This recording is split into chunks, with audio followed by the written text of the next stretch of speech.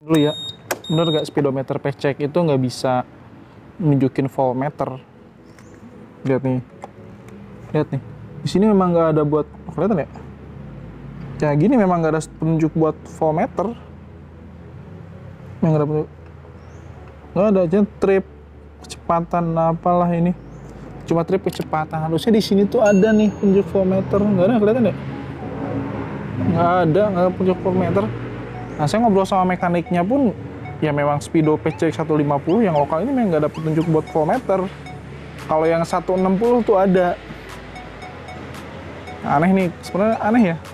Karena PC ini kan seri tertinggi ya, harusnya seri tertinggi dari motor Honda buat yang Matic, Big Matic lah. Buat Vario sama Beat itu ada indikator buat voltmeternya. Ya agak aneh aja, harusnya sih ada. Karena ini kan motor nggak ada kickstarternya ya teman-teman. Ini bermasalah kalau misalkan tengah jalan mati atau pagi-pagi kita mau berangkat kerja atau berangkat ke kampus mati, ini bisa bermasalah karena kita nggak tahu si akinya ini voltasenya masih ada atau enggak. Nah, cara ngeceknya itu ya harus dicolok di akinya itu dicolok voltmeternya. Tapi saya ada solusi teman-teman. Kita bisa pasang alat namanya adapter charger. Karena tadi di PC 150 yang lokal seri pertama nggak ada indikator untuk voltmeter, dan itu bisa bermasalah kalau misalkan si akinya kita kurang voltase atau swak ya, karena PC ini kan nggak ada kickstarter, jadi bisa bermasalah teman-teman. Nah, ada solusinya. Sekarang saya pasang solusinya pakai ini nih. Ini kayak adapter charger yang buat di power outlet teman-teman yang di sini nih. Ini kan ada power outlet nih. Sorry, dalam nih. Ini ada power outlet. Nah, ini bisa kita pakai nih.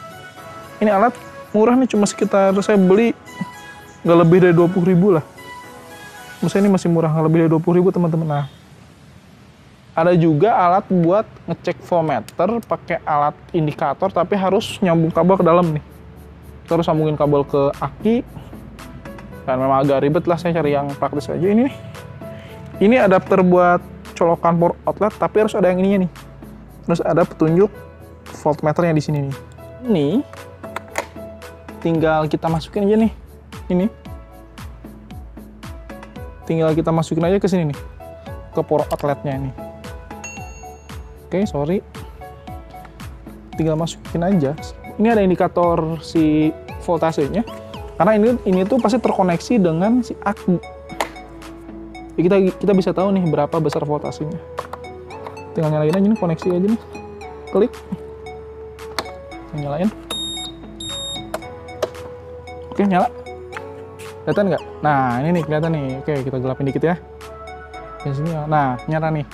Kalau dia belum di starter, cuma koneksi ke, belum dinyalain lah motornya, ini cuma 12,2. Motor udah dinyalain, cuma mesin belum dinyalain. Ini tuh 12,2 sampai 12 sampai 12,2 lah. Saya baca di situsnya Honda, sekitar segitu. Nah, kalau udah dinyalain ini sekitar 14,4. Coba kita nyalain ya. Naik. Tuh, 14,3 pas blok 14,4 stabilnya. Nah, berarti kondisi akinya ini masih bagus. Kalau misalkan udah di bawah 14,3 atau di bawah 14 itu udah akinya udah mulai lemah, dan itu indikator kalau udah waktunya ganti aki. Nah, motor saya ini tuh udah nyentuh kilometer ke 50.000, udah hampir 3 tahun lebih. Masih berisik, matiin. Ini motor udah kilometer ke 50.000, dan untuk reviewnya setelah 3 tahun pemakaian dari video sebelumnya, ini udah katanya sudah waktunya ganti aki. Karena baca di buku servis Honda itu sekitar 40.000 harus ganti aki.